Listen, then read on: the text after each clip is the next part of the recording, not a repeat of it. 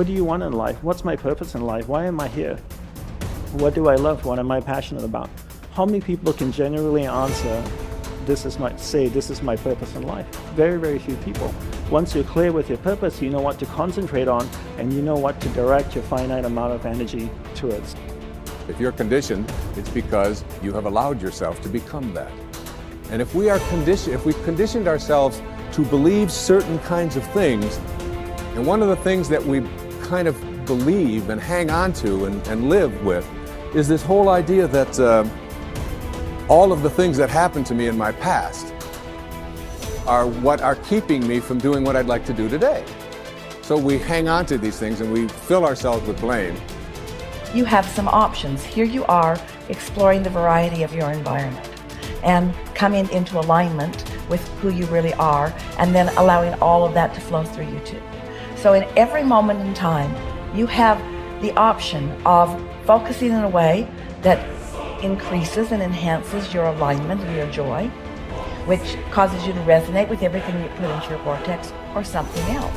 There really are not so many other choices, are there? You can focus on a problem. You cannot have enough money and feel bad because you are attached to the money, or you can not have enough money and feel good as you're anticipating more coming. But the consequence or the circumstance of the money does not need to dictate to you how you feel. That is the problem with getting attached to something that you can't control, is that it leaves you like a puppet with no strings. It's about not putting your attachment in all the wrong places, not putting it in what is temporary, but putting it in what is steady. And then in that steady attachment or alignment, then you can just flow it to whatever is currently in your now, flowing through your experience. You can't give away what you don't have. People who are not good at giving away love can't give away love because they don't have it to give away. If I want to give you a dozen oranges, I can't give you those dozen oranges unless I go out and pick up 12 oranges someplace. Otherwise, all it is just empty rhetoric. And the same thing is true of virtually everything in your life. You can't give away love for others if you don't have love in here to give away. If what you have in here is contempt, if what you have in here is anger, if what you have in here is fear, then these are the things you're going to be giving away in your life. Every one of you are drawing a picture with your life. You're the artist. Your hands and your feet are the paintbrushes. And the choices and decisions you're making right now are the paint strokes. You can paint whatever picture you want to paint. You can become whatever you want to become. But your choices and decisions that you're making right now matter. You got to have the grit and the tenacity to push forward and give it a little bit more than what you have right now. Don't wait for the perfect timing. The perfect timing is never going to come because there's no such thing as perfect. There's never going to be a day where you wake up and you're like, this is the perfect day for me to finally change. All the things have lined up. My inbox is completely clear. I have nothing to do today. There's no distractions. The kids are finally perfectly on their own. Oh my gosh, my husband or wife is finally perfect on their own. Everybody is healthy around me. Everything is just perfect. The day is sunny and bright. And oh my gosh, look at all this gold that just happened to appear in front of me. It's not going to happen like that. You need to say, okay, there is never going to be a perfect time, so you need to set a D-Day. Literally, a day in which you say, that's the day. And then you need to marshal all of your motivation, all of your ability to learn and develop skills as fast as you can before that day. But when that day comes, that's D-Day. That's the day that you go. That's the day that you quit. And that has to be a real date for you. I mean, mark it on the calendar. That's the day you quit the thing. That's the day you walk out.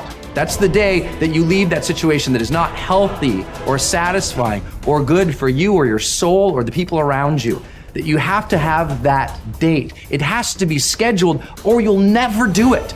You'll just keep saying, oh, one day things are gonna be, the people who say one day, they end up at the end with a collection of days that were so far from perfect that they're in a state of misery now. They never landed in the land of their dreams because they were always marching in something that was miserable to them. right? At some point, the only way that life changes is that you change your course. And don't wait for a perfect day. So what's your date? People who earn large incomes aren't lucky, and they're not crooks as those without money are so fond of pretending, nor are they endowed with more brains or talent necessarily than their friends and neighbors, nor are they privy to occult secrets, and only a very few were lucky enough to have had rich fathers or grandfathers. Most of the people earning the big incomes today started the same way you and I did, and most other people. The only difference between the men who earn big incomes and those who earn small incomes is that those earning big incomes decided to earn more. They're the people who made it their business to earn more. You see, people do what they make up their minds to do. So get rid of the ancient superstition once and for all that people who earn big money are special people, are lucky, or get the breaks, or had money to begin with, or knew someone, or are smarter, or anything else. These are alibis. They can all be disproved 1,000 times. The reason there are so many of these alibis around is that men who fail to make the grade financially are seldom honest enough to just admit that they really didn't try and keep trying. So in order to justify their failure, in order to remain seated, they dream up and pass along these old alibis.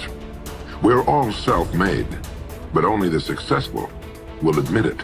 The commitments we make to ourselves and to others, and our integrity to those commitments, is the essence and clearest manifestation of our proactivity.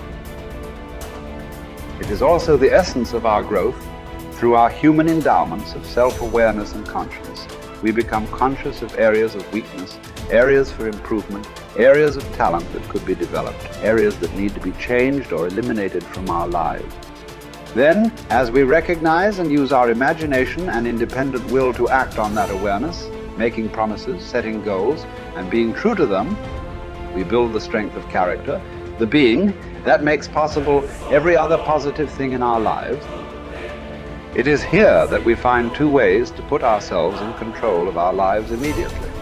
We can make a promise and keep it, or we can set a goal and work to achieve it. As we make and keep commitments, even small commitments, we begin to establish an inner integrity that gives us the awareness of self-control and the courage and strength to accept more of the responsibility for our own lives. By making and keeping promises to ourselves and others, little by little, our honor becomes greater than our mood. The power to make and keep commitments to ourselves is the essence of developing the basic habits of effectiveness. Knowledge, skill, and desire are all within our control. We can work on any one to improve the balance of the three. As the area of intersection becomes larger, we more deeply internalize the principles upon which the habits are based and create the strength of character to move us in a balanced way toward increasing effectiveness in our lives. Get stronger. You can develop the muscle. You can develop the courage muscle. You can develop the inspiration muscle. You can develop the dedication muscle. You can get stronger. There isn't anybody here that can't get stronger. Next time we see you, may not even recognize you. How strong you're going to be able to become in language, in style, and personality, the ability to cope, the ability to handle with anything that happens, no matter what happens. And the third one is get better. We can all get better. I've gotten better. First talk I gave, I stood up, my mind sat back down. But here's the secret to my success. I stood up and did it again. Stood up and I did it again. And I did it again, and I did it again all those many years ago. I did it when I was scared, and I did it when I didn't want to, and I did it when I was ill. And I did it when it didn't work well, and I did it when they didn't appreciate it, and I didn't a lot of times when I didn't know much what I was doing. I just did it anyway. And now all these years later, I'm asked to walk on this stage with the greatest introduction I've ever had, greatest response and welcome I've ever had, the greatest opportunity I've ever had to touch this many lives with a mixture of words and heart and soul. I got better. I got better day by day and week by week and month by month, and I'm asking you to do the same thing until you can develop a long arm and a long reach, until you can develop influence that won't quit. Touch people next year you couldn't touch this year. Touch people now you couldn't touch before. Conduct a meeting now you couldn't conduct before. Heart and soul now mixed in there that wasn't there, missing before. I'm asking all of you to get better in spite of the winters, in spite of the downturn, the money downturn, the social downturn, the personal downturn, whatever it is. Just get stronger. Get better. The key is not to wish for a better winter. The key is to wish for more strength, more wisdom, more courage, get better, get wiser, get stronger.